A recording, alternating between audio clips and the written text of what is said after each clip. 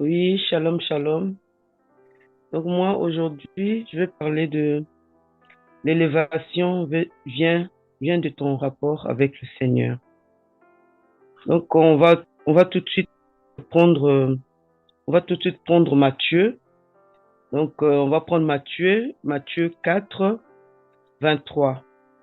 Donc Jésus parcourait toute la Galilée, enseignant dans les synagogues, prêchant la bonne nouvelle du royaume et guérissant toute maladie et toute infirmité parmi le peuple.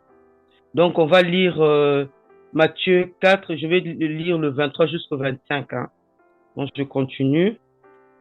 Sa renommée se répandit dans toute la Syrie et on lui amenait tous ceux qui souffraient de maladies et de douleurs de divers genres, des démoniaques, des lunatiques, des paralytiques, et il les guérissait. Une grande foule le suivit de la Galilée, de la Décapole, de Jérusalem, de la Judée et d'au-delà du Jourdain. Voilà. Donc c'est pour dire que mon message de matin, c'était pour dire que donc Jésus, c'est notre sauveur, c'est notre élévation. Donc nous pouvons compter sur lui pour nous faire avancer dans la vie. C'est pour nous faire, il peut faire toutes choses qui peuvent nous faire remonter dans notre vie, quoi. Lui, il est là, il est Seigneur, il fait tout. Il est là en parole, il parle, il soigne, il est là. Donc c'est vraiment, c'est lui le Dieu Tout-Puissant. Donc nous pouvons compter sur lui en toutes choses, en toutes choses, en tout. Si nous voulons faire des choses, confions notre Seigneur. Parce que lui, quand il parle pas en vain, il parle pour notre bien, il parle pour nous faire avancer. Nous ne pouvons pas compter sur le monde, nous pouvons que compter sur notre Seigneur. Nous pouvons avancer dans tout domaine, notre Seigneur peut nous faire du bien. Notre Seigneur est là, il est notre Seigneur. Il a pris la croix, il est mort sur la croix. C'est pas pour rien. Hein. Il est mort aussi sacrifié pour nos vies. Donc, on peut se confier à lui. Nous, toute notre élévation, tout ce qu'on peut faire, les projets de notre vie, on peut compter à notre Seigneur. Parce que lui, il est Dieu. Il est vraiment souverain. Il est toujours fidèle. Il est toujours là. Donc, c'était le message que je voulais dire ce matin. Donc, confions-nous en notre Seigneur. C'est notre Seigneur qui peut nous faire avancer. C'est notre Seigneur il est toujours là. Il a porté vraiment la croix. Il est mort après le troisième jour. Il est ressuscité. C'est pour nous qu'il est là. Il est venu vainqueur. Il est venu vraiment pour nous donner la force, pour nous parler, pour nous dire, oui, mes enfants, je suis là. Je ne vous ai pas abandonné. Venez en moi, mes enfants. Venez vers moi. Hein? Venez vers moi. Je suis là. Je suis votre papa. Je suis votre sauveur. Je suis là vraiment. Nous pouvons avancer ensemble. Nous pouvons aller de l'avant ensemble. Faites-moi confiance. Faites-moi confiance parce que moi, je suis votre guide. Je ne vais pas vous abandonner comme les hommes, comme tout le monde, comme les faux pasteurs qui disent oui, je vais vous donner des merveilles. Non, Seigneur est là, c'est notre Seigneur. On peut compter toujours sur notre Seigneur. Il est vraiment merveilleux, notre Seigneur. Il est tout puissant. Je laisse la parole à ma sœur Colette. Bon, ben, je vais prendre le psaume 63, le verset 8. Car tu es mon secours et je suis dans l'allégresse à l'ombre de tes ailes. Voilà, Seigneur, eh ben, voilà, tu vois que combien c'est difficile, les temps sont difficiles, l'ennemi essaie de nous amener loin, loin de toi. Et voilà, Seigneur, alors je veux rappeler, Seigneur, que tu es notre secours et Seigneur, et c'est vrai que on est à l'ombre de tes ailes et que c'est une joie d'être à l'ombre de tes ailes. Merci Seigneur de nous protéger. Merci Seigneur de prendre, enfin tu prends soin de nous Seigneur et nous voulons rester à l'ombre de tes ailes parce que c'est là Seigneur où nous sommes le mieux. Amen. Amen. Merci, ma soeur, pour cet encouragement. Gloire à Dieu. Ok, je vais aussi partager. Donc, je vais partager parce qu'en fait, il y a beaucoup de bien-aimés qui posent beaucoup de questions en disant que voilà, je comprends pas quand je prie. J'ai l'impression que Dieu entend pas ma prière, ou quand je jeûne, parfois dans on va dire les deux premiers jours, j'ai du mal, ça rame. Donc je comprends pas pourquoi c'est ainsi, sachant que je suis un chrétien, voilà, je suis baptisé. Et comment se fait-il que quand parfois je prie, j'ai l'impression que Dieu entend ma prière, j'ai l'impression que rien ne se passe. Voilà, donc on va essayer de creuser dans la parole de Dieu pour essayer de répondre à cette question. Et voilà, pour aborder cette question, donc on va lire le verset que nous méditons tous, que nous connaissons aussi. Donc c'est simplement Josué 1, verset 8. Je vais lire: que ce livre de la loi ne s'éloigne point de ta bouche. Donc là, le Seigneur nous dit que le livre de la loi, c'est la Bible, c'est sa parole, voilà, ne s'éloigne pas de notre bouche. Donc là, l'action est soulignée sur la bouche.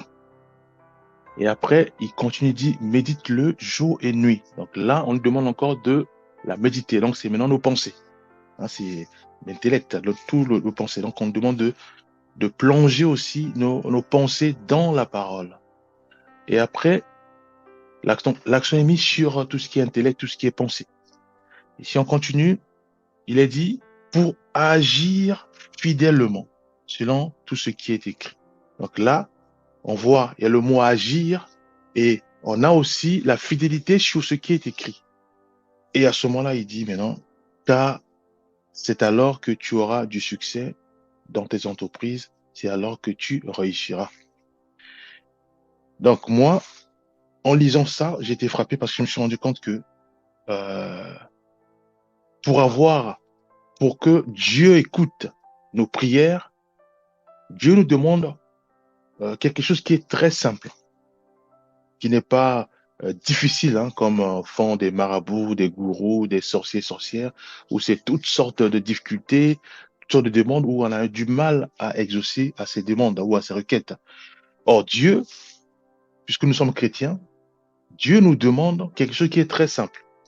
Il nous demande simplement de prendre sa parole, donc la Bible, de prendre sa parole, de prier, puisque c'est pas facile de lire la parole de Dieu. Souvent, quand on prend la Bible, c'est à ce moment-là que le diable envoie ses démons, envoie toutes sortes de pensées pour nous dérouter de la volonté de lire sa parole. Donc Dieu nous demande d'abord de lire sa parole. Et en lisant sa parole, il dit maintenant que nos paroles à nous, quand nous allons commencer à parler, ça doit être calqué sur ta parole. Ça veut dire qu'on peut plus s'insulter, on peut plus avoir des remords, ou on peut plus dire des faussetés, des mensonges, puisque Dieu nous demande que ce livre de la loi ne s'éloigne pas de notre bouche. La parole, sa parole doit affecter nos langages, doit affecter tout ce qui sort à travers notre bouche. Donc, fini les mensonges, fini toutes sortes d'harcèlement, fini tout. Donc, il n'est que pour laisser place à sa parole. Et Dieu, il va plus loin, il dit, médite-le jour et nuit. Donc, ça veut dire que en méditant quelque chose, ça veut dire que on inspire, on se ressource.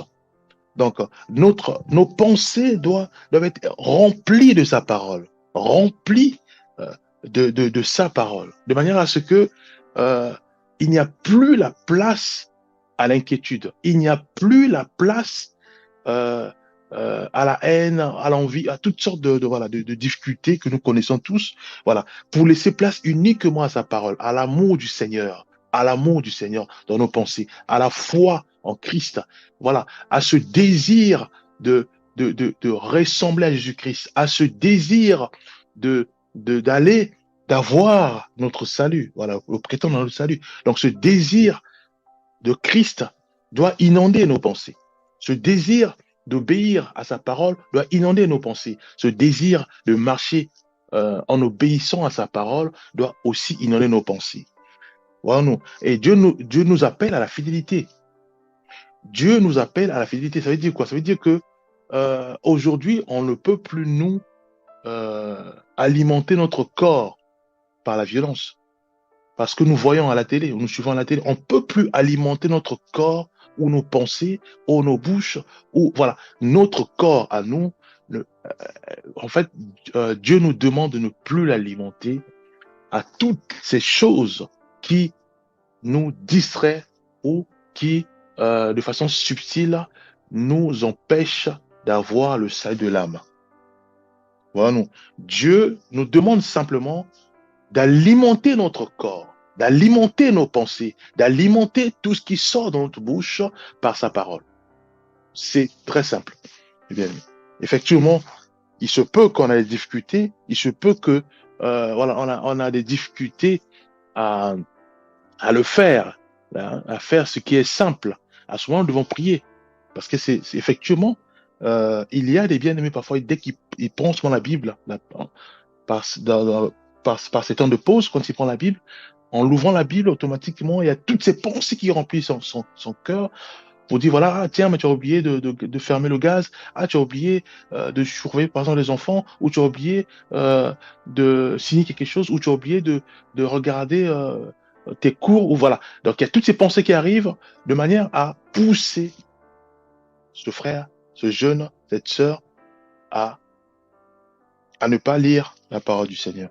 Voilà. Or, Dieu nous demande simplement de lire sa parole, de méditer sa parole, de manière à ce que, une fois que sa parole comprise, c'est-à-dire que une fois qu'on a lu sa parole, une fois qu'on la médite constamment, à ce moment, cette parole va intégrer en nous. Voilà. En intégrant en nous, ça veut dire que nos pensées vont être inondées de sa parole et ça fera que ce que nous allons dire, soit à nos prochains, va s'appuyer sur la parole du Seigneur. Donc, ça va être des paroles d'amour, d'encouragement, de prière, de louange à notre Seigneur. Voilà. Ce que nous allons penser va s'appuyer aussi sur la parole de Dieu. Ça veut dire qu'on ne pourra plus avoir des pensées d'inquiétude, des pensées de la peur, des pensées de la haine, des pensées de tout ce qui est contraire à la parole du Seigneur. Voilà. Nous allons maintenant marcher dans la fidélité à notre Seigneur sur la base de sa parole. Voilà. Nous allons faire des choses sur la base de la parole du Seigneur. Donc, ça veut dire qu'il n'y aura plus la corruption, il n'y aura plus tout ce qui est dissimulation. Voilà, il y a beaucoup de choses. Il n'y aura plus l'adultère, l'impureté, les convoitises, voilà, tout ça. Voilà. Et à ce moment-là, si nous élevons nos mains vers le Seigneur et que nous crions Abba Père et que nous envoyons nos requêtes vers le Seigneur, mais notre Seigneur va l'exaucer si facilement. Pourquoi? Parce que Dieu, il voit en nous l'intégrité, il voit en nous la fidélité, il voit en nous un enfant qui marche selon sa parole, un enfant qui lui fait plaisir. Pourquoi? Parce qu'il obéit simplement à ce qu'il a donné comme instruction. Très simple. Lis sa parole, médite sa parole, agis fidèlement sur ce qui est écrit. Aussi simple que ça. Et à ce moment-là, mais sans même faire des efforts, il sait déjà ce que nous avons comme besoin. Il dit à ma fille, elle a un souci.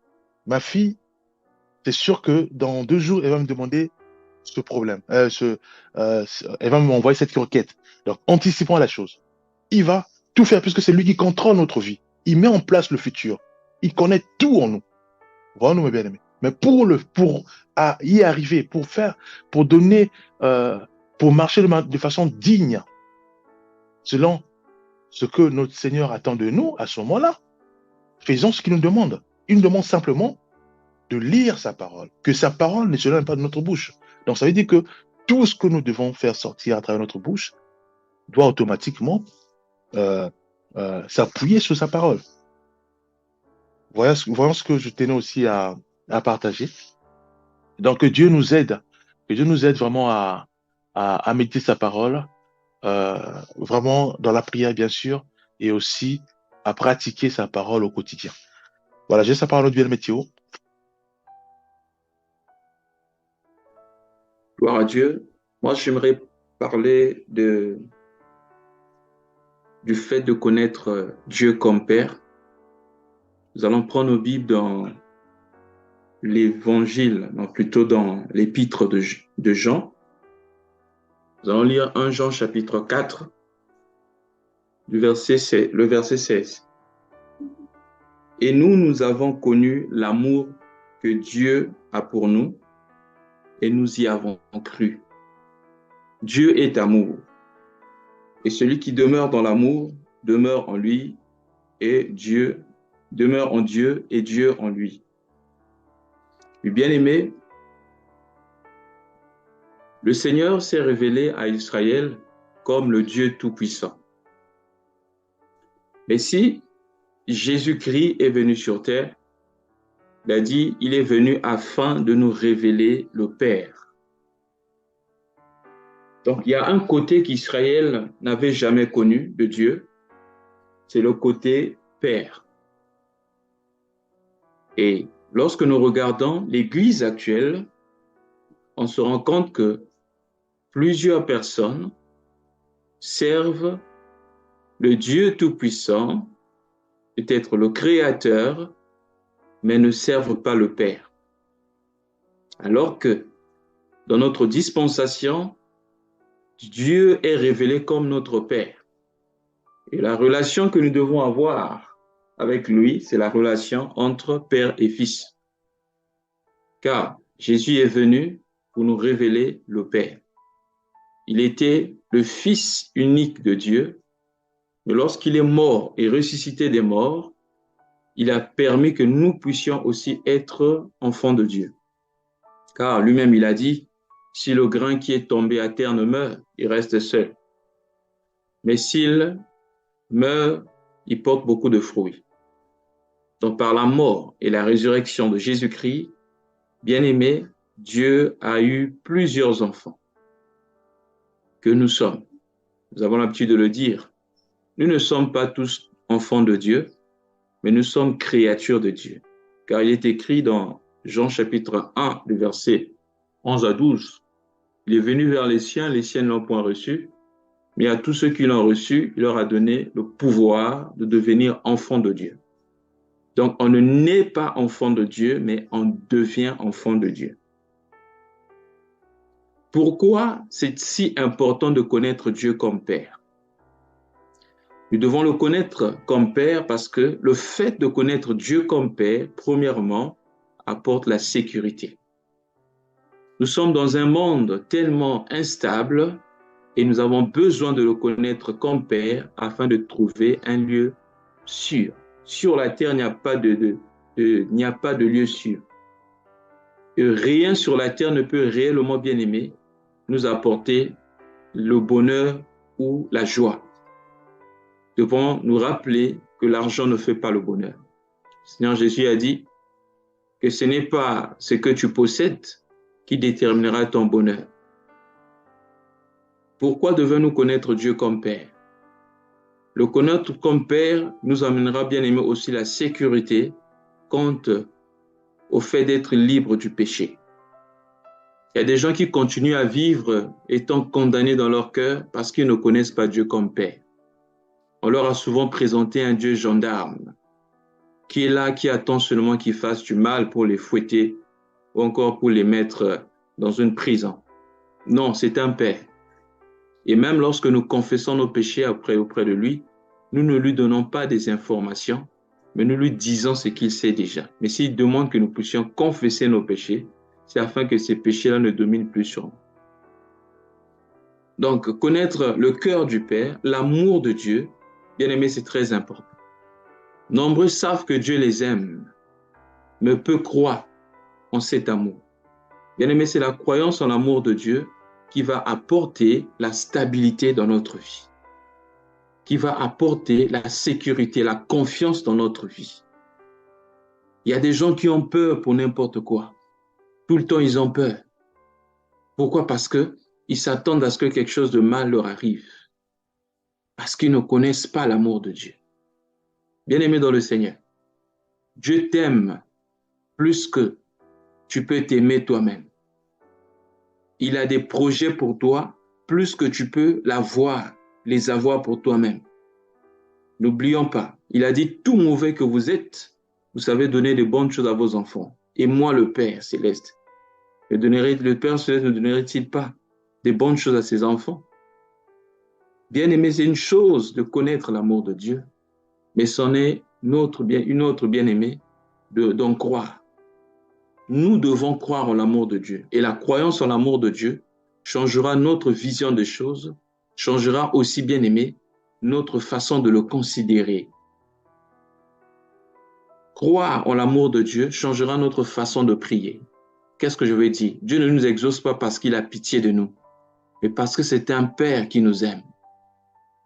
Et Dieu ne nous donne pas des choses parce que nous aurions fait quelque chose. Non, simplement parce que c'est notre Père. Aujourd'hui, un père ne donne pas, par exemple, la nourriture à son enfant parce que son enfant aurait fait un travail donné, comme s'il lui donnait comme salaire pour le payer. Non.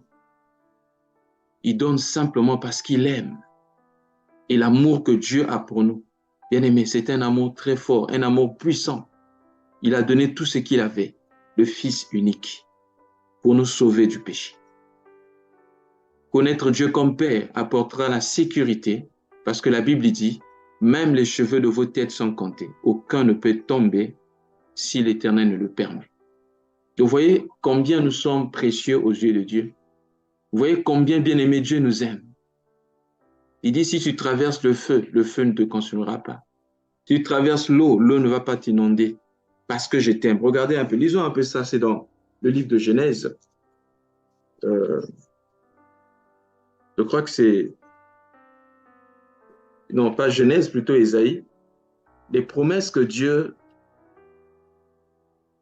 avait faites à Israël par le prophète Ésaïe.